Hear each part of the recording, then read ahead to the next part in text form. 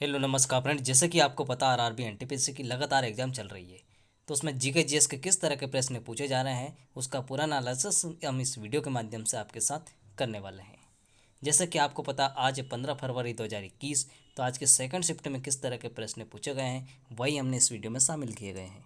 तो चलिए देखते हैं, पहले प्रश्न के साथ वीडियो शुरू करते हैं और कैसे प्रश्न हैं जो कि आज की डेट में पूछे गए हैं। तो जो पहला प्रश्न पूछा है वो है कि 2019 में गांधी जी की कौन सी जयंती मनाई गई थी, ये आप बताइए। तो 2019 में जो गांधी जी की जयंती मनी थी वो 150वीं जयंती मनाई गई थी। तो 150 आपका इस प्रश्न का करेक्ट आंसर था। तो चलिए अगला प्रश्न की ओर क्या पूछा है। अगला जो प्रश्न पूछा था कि खेलो इंडिया गेम का जो पहला संस्करण है वो कहाँ हुआ था, ये आप बताइए।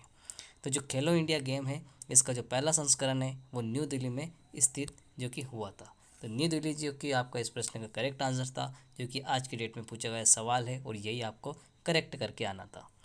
चलिए अगला प्रश्न की ओर। अगला जो प्रश्न पूछा था कि अरब सागर में कौन सी नदी नहीं गिरती है, ये आपको बताना है। चार नदियों के नाम दिए गए थे, कौन सी नदी नहीं गिरती है उसका आपको बताना है। तो जो अरब सागर है उसमें जो गोदावरी, साबरमती और लूनी ये तीनों नदियाँ गिरती है और जो बची कृष्णा है ये नहीं गिरती है। तो कृष्णा नदी आपका इस प्रश्न का करेक्ट आंसर होगा। चलिए अगला प्रश्न की तरफ। अगला जो प्रश्न पूछा था कि हरियाणा राज्य की राजधानी क्या है, ये आप बताइए। तो हरियाणा राज्य की जो राजधानी है वो चंडीगढ़ है। तो चंडीगढ़ इस प्रश्न का राइट आंसर आपका होगा। चंडीगढ़ जो राजधानी ये पंजाब और हरियाणा यानी कि दोनों की कॉमन राजधानी है। चलिए अगला प्रश्न की ओर। अगला जो प्रश्न पूछा था कि सबसे ज़्यादा वर्ष तक मुख्यमंत्री का पद किसने निभाया, यह आप बताइए कौन सा राज्य में, और यह भी बताना है।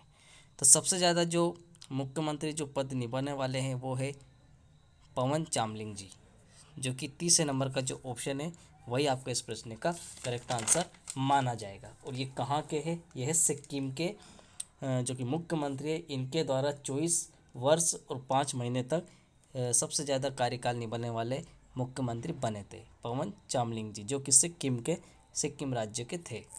चलिए अगले प्रश्न की ओर। अगला जो प्रश्न पूछा था कि एलिफेंट गुफा कौन से राज्य में स्थित है, यह आप बताइए। तो जो एलिफेंट गुफा है वो है गुजरात में।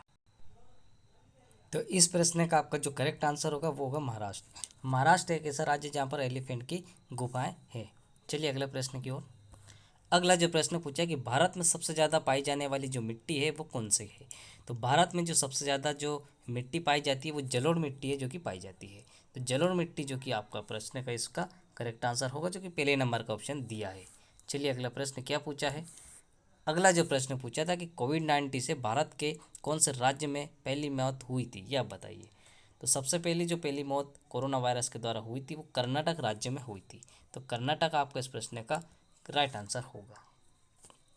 चलिए नेक्स्ट क्वेश्चन जो कि पूछा था एमबी का फुल फॉर्म क्या होता है। एमबी आप लोग सब यूज़ भी करते हैं जो कि डेटा के अंतर्गत आती है। तो एमबी का फुल फॉर्म आपको बताना था। तो एमबी का जो फुल फॉर्म होता है मेगाबाइट होता है।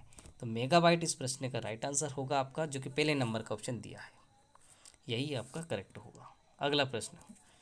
अगला जो प्रश्न पूछा था कि कोल्हांडी भाषा कौन से राज्य में बोली जाती है, यह आप बताइए।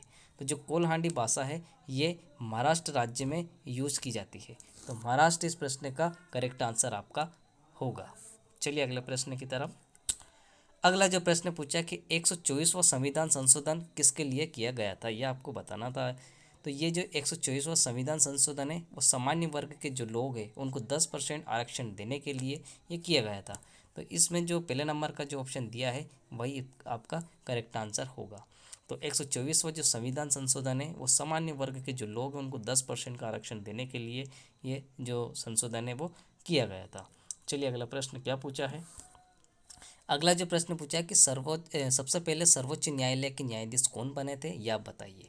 तो सबसे पहले जो सर्वोच्च न्यायालय के न्यायाधीश बने थे वो श्री एच जे कनिया हैं जो कि बने गए थे। तो कहाँ ये पहले नंबर का जो ऑप्शन है वही करेक्ट आंसर आपका था, जो कि आपकी आज की डेट में बता के आना था। चलिए अगले प्रश्न क्या पूछा है। अगला जो प्रश्न पूछा था कि आरबीआई का जो प्रतीक चिन्ह है वो कहाँ से लिया गया था, यह आप बताइए। तो आरबीआई का जो प्रतीक चिन्ह जो होता है वो ईस्ट इंडिया कंपनी के द्वारा लिया गया था। तो ईस्ट इंडिया कंपनी आपका इस प्रश्न का करेक्ट आंसर होगा। चलिए अगला प्रश्न। अगला जो प्रश्न पूछा है कि 65वां दादा साहब फाल्के पुरस्कार है वो किसको मिला गया था, यह बताइए। तो 4 ऑप्शन दिए थे, आपका इसमें से एक करेक्ट था। तो 65वां जो दादा साहेब फाल्के पुरस्कार है वो विनोद खन्ना है जिनको मिला गया था। तो विनोद खन्ना जी आपका इस प्रश्न का करेक्ट आंसर होगा, जो कि दूसरे नंबर का ऑप्शन पर दिया है। तो यही जो प्रश्न है जो कि आज की शिफ्ट जो सेकंड शिफ्ट है उसमें पूछे गए हैं। अगर आपको वीडियो पसंद आए तो वीडियो को लाइक शेयर करना ना भूलें, और अगर चैनल पर पहली बार आए तो चैनल को सब्सक्राइब करके बेल आइकन को प्रेस कर ले, क्योंकि ऐसी जो कि डेली है हम रेलवे एनटीपीसी का एनालिसिस इस चैनल के माध्यम से करते हैं। Thank you for watching.